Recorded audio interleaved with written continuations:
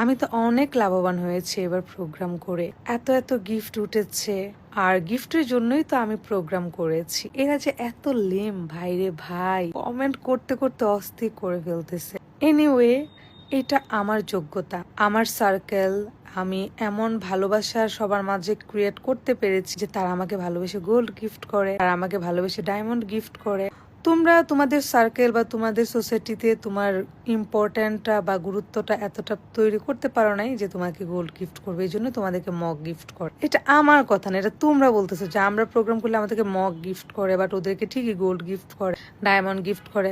So তুমি সেই ভালোবাসাটা বা তোমাদের সেই সার্কেলটাতে তুমি সেই অবস্থানটা নিজে তৈরি করতে পারো না, এই জন্য তোমাকে মগ গিফট করে। আর দিশার বার্থডে তো অনেকে মগ গিফট করছে ভাই। আমি হচ্ছে 400 মানুষের অ্যারেঞ্জমেন্ট করছি, সেখানে হচ্ছে গত 20 থেকে 25 জন হচ্ছে ওকে গোল্ড গিফট করছে। সো এইটা দেখে তোমাদের অবস্থা এরকম হয়ে গিয়েছে।